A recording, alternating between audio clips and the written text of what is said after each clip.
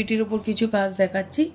এটা মোটামুটি যাদের গ্রিপিং রয়েছে সেই সব বাচ্চাদের জন্য, অর্থাৎ 3 থেকে 4 বছরের বাচ্চাদের জন্য, প্রি রাইটিং তাদের জন্য দেখাচ্ছি। চাইলে এটা পেন দিয়েও করতে পারেন, কিন্তু পেন দিয়ে আমি পরের স্টেজে করব। তার কারণ বাচ্চা যদি আগে গ্রিপ, যেহেতু এটা একটু মোটা জিনিস, এটা দিয়ে গ্রিপ করতে বা এটা তাদের একটু অ্যাটেনশানের জন্য করা হয়, যাতে তারা ইন্টারেস্ট পায়, সেই কারণে আমি কালার দিয়ে করছি।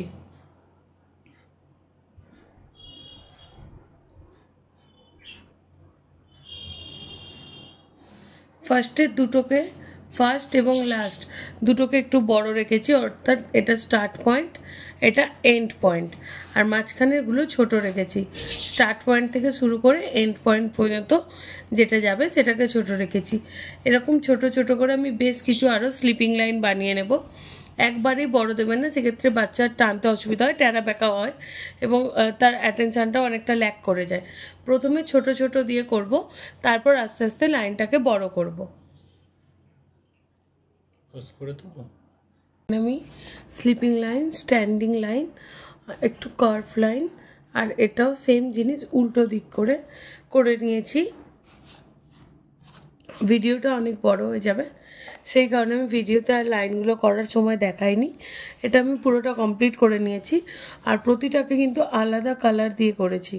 এখানে আমি প্রত্যেকটার জন্য কালার অন্য ইউজ করব, অর্থাৎ যে কালারের আমরা লাইনগুলো টেনেছি সেই কালারের করব না, অন্য কালারে করব, যাতে বাচ্চার বুঝতে সুবিধা হয়। এখানে আমি একটা করে করে দেব, তাতে ওর বুঝতে সুবিধা হবে, বাকিগুলো নিজে দেখে করবে।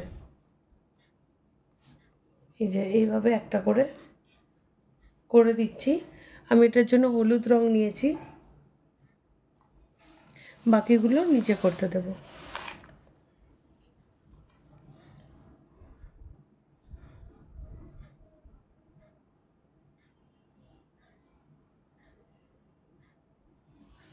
প্রয়োজন হয় অবশ্যই হেল্প করবেন।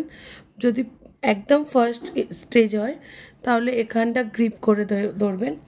যদি বাচ্চা অল্প অল্প গ্রিপিং এসে যায়, সে করতে পারে, এখানটা ধরবেন এবং আস্তে আস্তে হাতটা ছেড়ে দেওয়ার চেষ্টা করবেন।